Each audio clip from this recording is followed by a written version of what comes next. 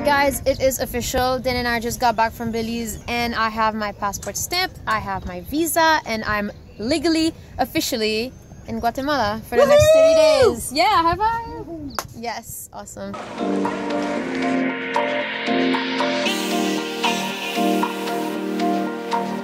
So a lot of people that come here get towed in or out because of the sandbar. And our neighbor is leaving right now, and so we have a front row seat to see the whole thing happen. The fishing boat ties a big long rope to one of your halyards that goes to the top of the mast, and then you motor out at the same time.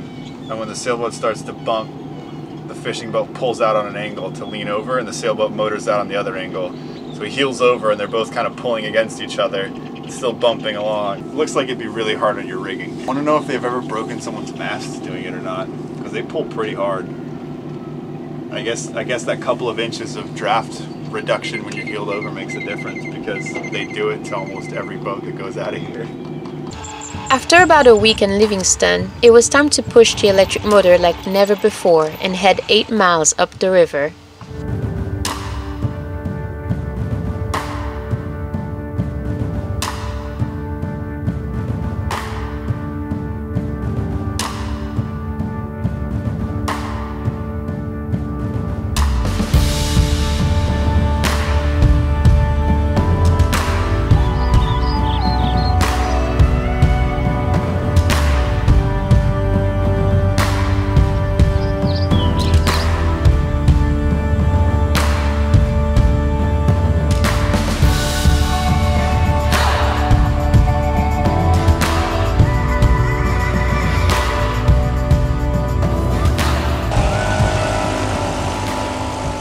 And now I'm left on the boat while they go off in the dinghy and get some cool shots of Uma coming up the river.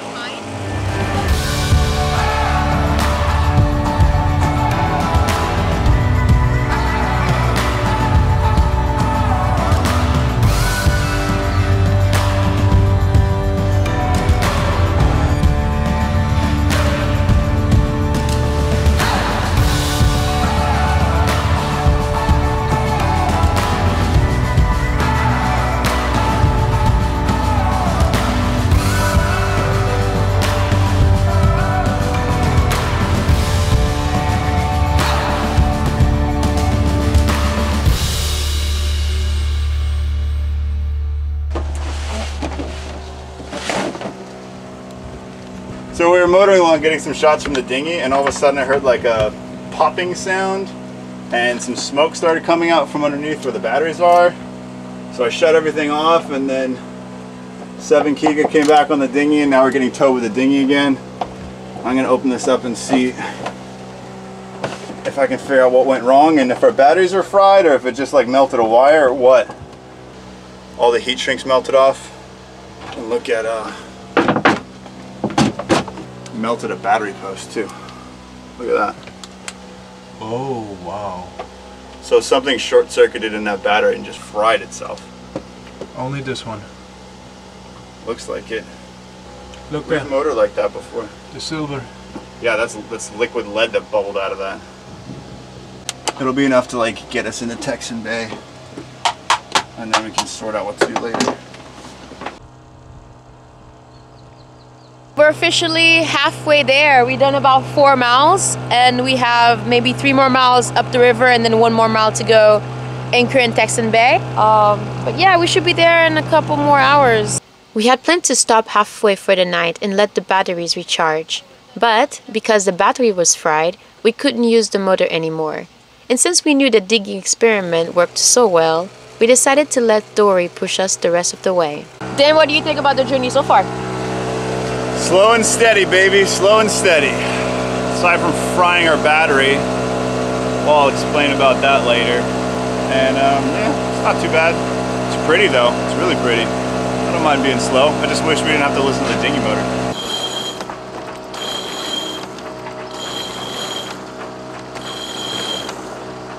Mr. Dan is determined. He wants to sail in the river, so he said he's gonna hoist the Jenny.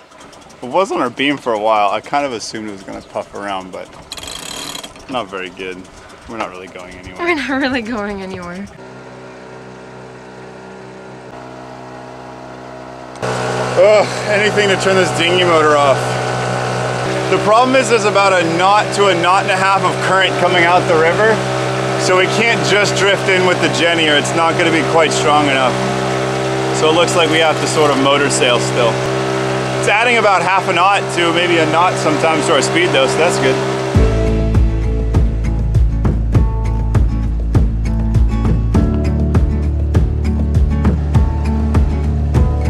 We try to find our ways in life to give our hearts and soul a peace of mind.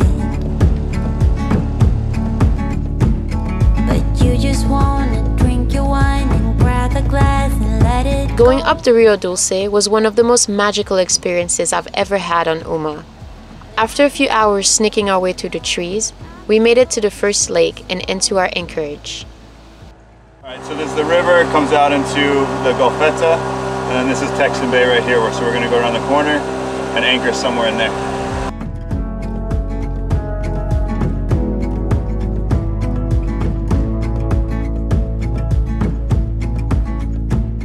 Finally made it out of the river. We're into the first lake called the Golfeta. The currents died down a bit, so we're doing almost 4 knots now with the dinghy motor and the Genoa hub. It's pretty nice. We only have about a mile to go until we're anchored in Texan Bay.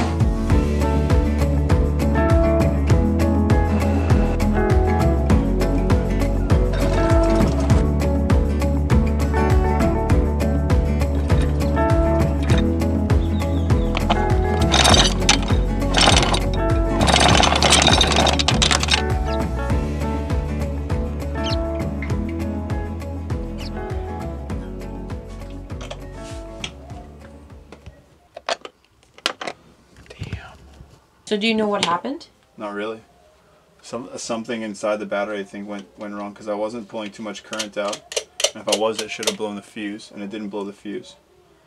So something inside the battery started shorting out or something and causing a lot of heat.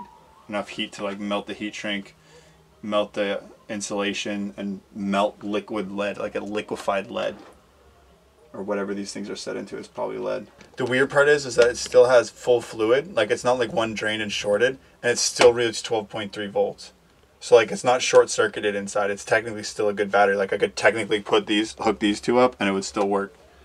I don't really want to try it, but weird, right? But yeah, while I was motoring, it made like a really loud popping sound, like a firework. It was like pop, pop, pop, pop, pop, pop. And I came down here, like I shut I hit the kill switch on everything, and then came down here, and it was there's like smoke coming out of here. It was really scary, actually. Thought I was gonna have to put out a fire. Yeah, and Seb and I were out on the dinghy around the corner where we couldn't see each other, and I was like, shit. We went around the corner. To try to get Uma coming around. Like, yeah, let's check out where he is so we can time the right moment. And then we go around and Kika says, hey, we should go back, he's waiting for us. And I said, oh really? No, he's fine, I think. Like you guys were gone for a minute. Fried the battery. That's crazy. Yeah. So what are we going to do about it now? Well, because we just bought these batteries in Curacao and we spent like $1,300 on them, it's not really in our budget to replace them again. Especially knowing back in Florida we have a lithium-ion pack waiting for us. So I think we're just going to go motorless back to Florida, which means anchoring in Belize maybe once or twice. In Cuba we'll probably be in Marina Hemingway, so we'll be in a marina. And then when we get back to Florida, we'll get Towboat US to pull us into wherever we're going to be. So we're going to go without a motor. So I just wired the bank back to 12 volts, and I'll reprogram our charge controller to charge at 12 volts. And we'll just be a 12 volt boat. A 12 volt boat. Boat. A 12 volt boat? A 12 volt boat for the next couple of months. So it should solve, hopefully, whatever these issues are with like overcurrent. Maybe they're, I don't know. It's kind of crazy. I wasn't even motoring that hard, actually. I was only at 50%. And I was going like 3 knots, so I was only drawing maybe 80 amps or 70 amps or something. So it's something's wrong with that battery. Maybe Napa will give us a refund for it. I don't know if it's covered under warranty or not, but that was exciting. Anyway, drink. time to factory reset this bad boy to 12 volts again. The nice part about the little Midnight Solar is that nominal voltage is 12. Yes, is that it's programmable. It's very programmable.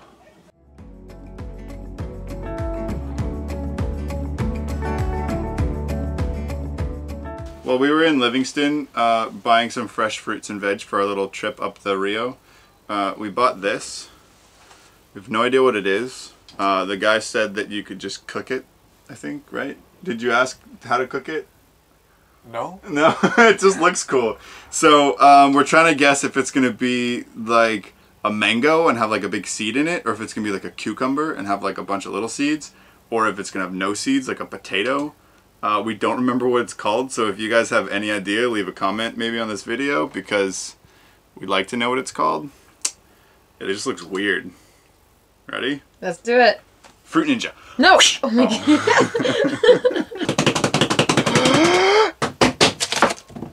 Oh, it does have a seed. It smells like fresh cut grass. Mm. Right? Really? It tastes like grass. Really? Like it tastes like grass. It's kind of sticky. Like it just tastes green. It's delicious. I don't know what that, like, do you cook it? It just tastes green. It doesn't have a taste. It tastes like a cucumber. It tastes like a cucumber. Had a dad. Flavor. We're going to dinner in a little local restaurant. It looks yummy. It looks really good. And it's right...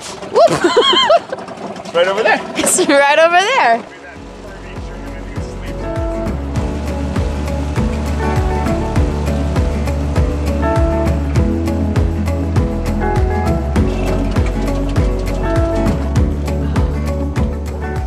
Convenient little place. Where's Uma? Uma is right around the corner here. There she is. And yeah, we're eating it over here, and then the restaurant is here.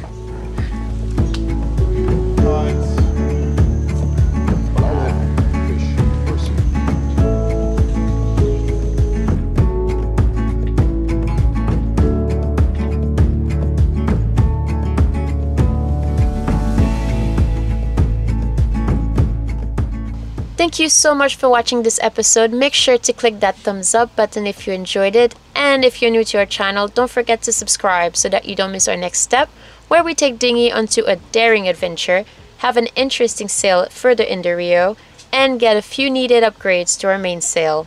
Until then, cheers! You guys want to start with the beer? Hey, I'm not recording. Yeah, it's recording. See that? All right. Record.